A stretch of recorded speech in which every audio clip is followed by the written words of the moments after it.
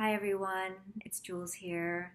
I'm glad to be with you again, and I hope that those of you who are dealing with the hurricane are safe and sound.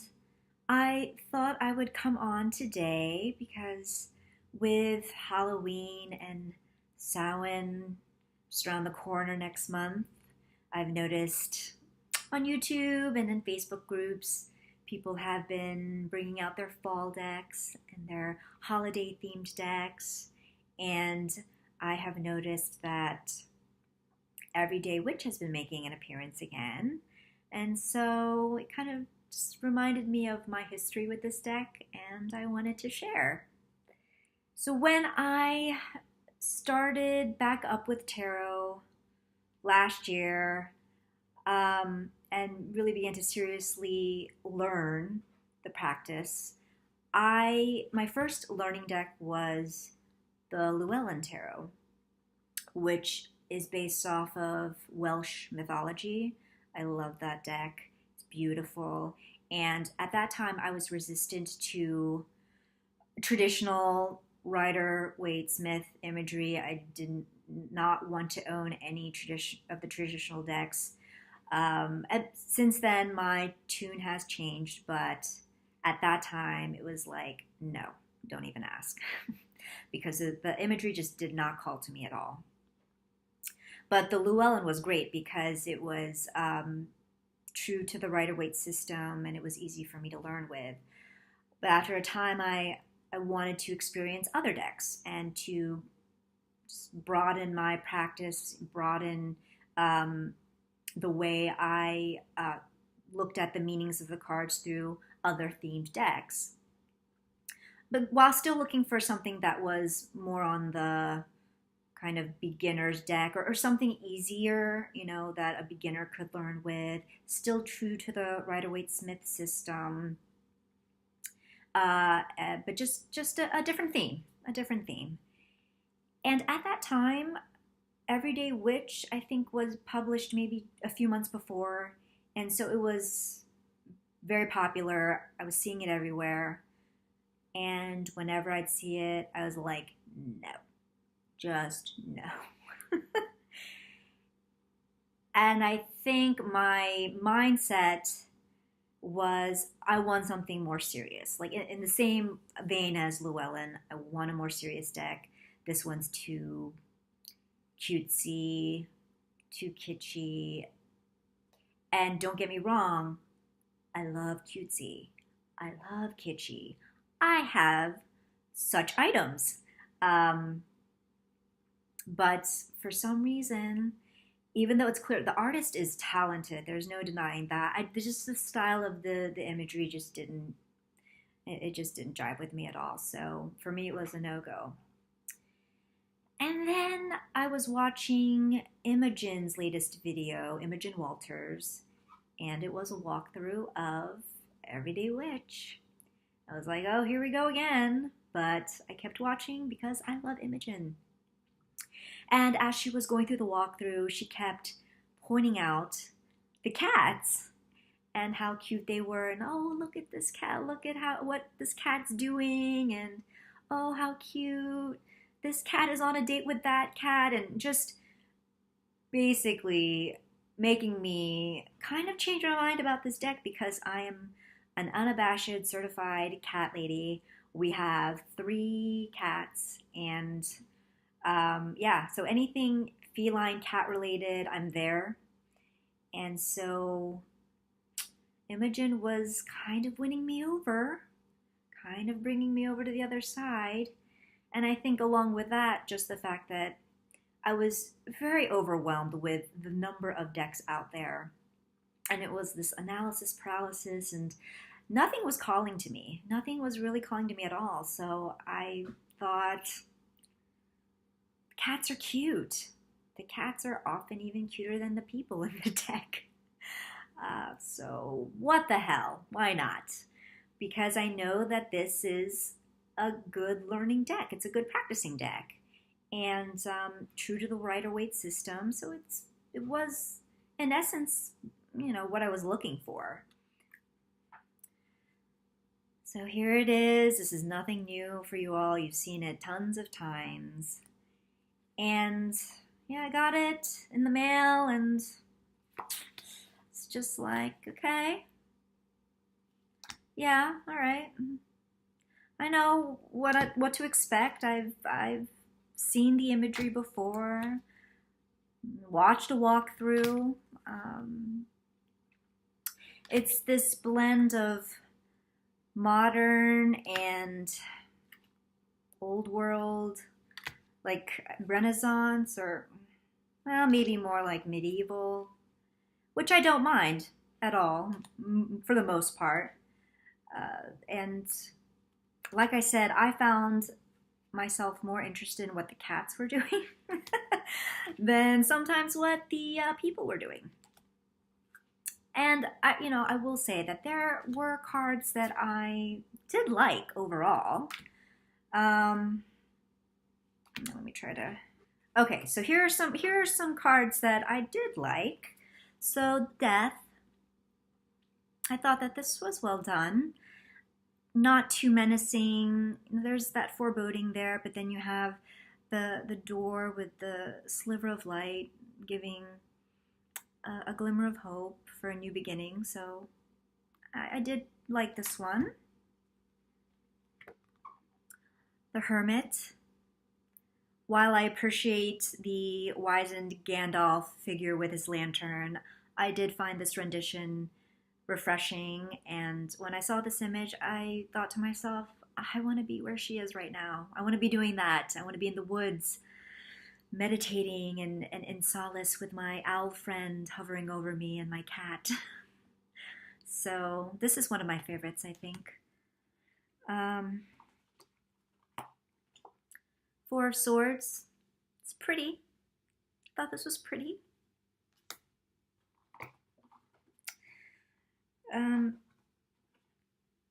Ace of Wands. Usually aces don't have people in them, but I liked that. This has a person depicted. I like her expression. And a lot of these other cards, I do not like the expression on the people's faces, but I liked hers. I like the energy of the card.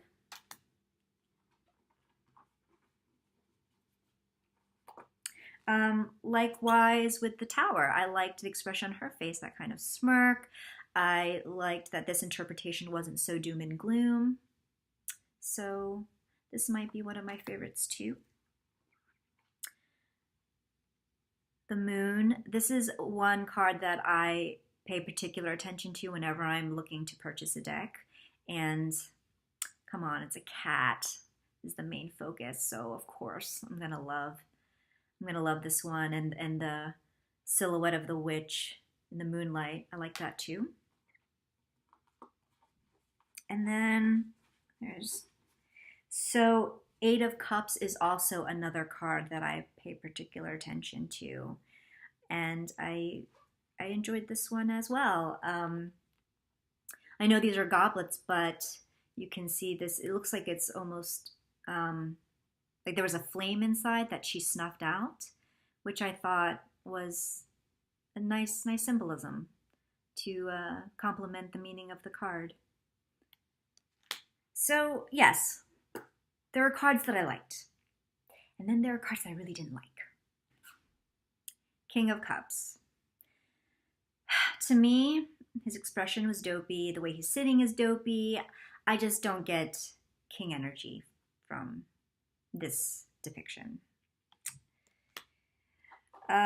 Likewise, Knight of Cups. Please stop with the hearts. I love hearts, but I don't know why this, like, I did not like them in this card. Again, the guy's expression, kind of dopey. Cat is cute. Cat is adorbs. Love the cat. That's about it.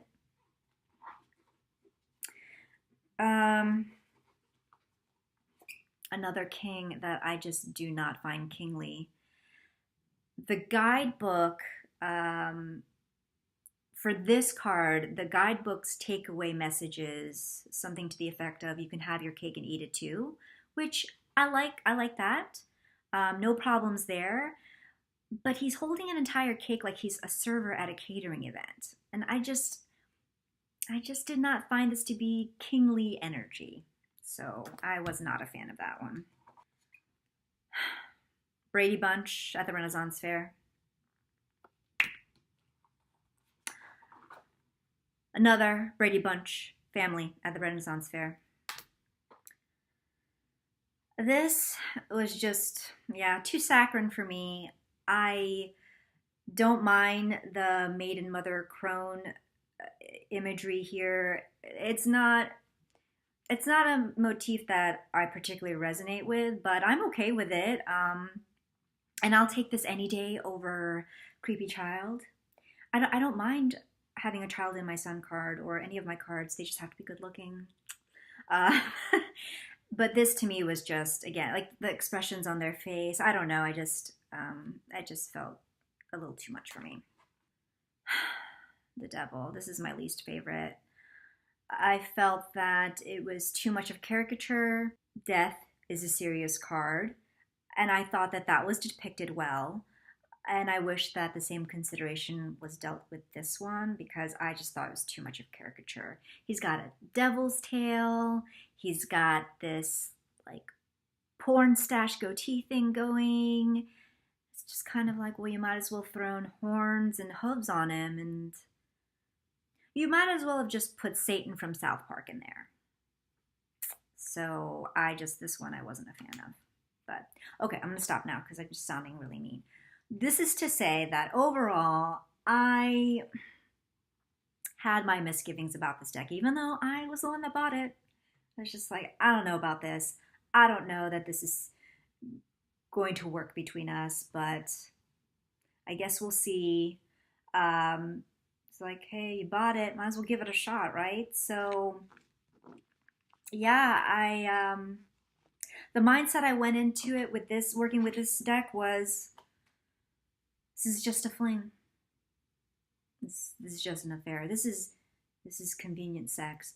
And when I found something better, we're done. We are over. And I found that as I continued to work with this deck, I would reach for it with a smile on my face. I would reach for it a few times a day because I looked forward to working with it. It was not a hug deck, actually. It was pretty honest with me many a times. It called me out of my shit many a times. When I used this deck to read for friends, it called them out on their shit. So it was, to my surprise, a very direct deck. It was deeper than I expected it to be.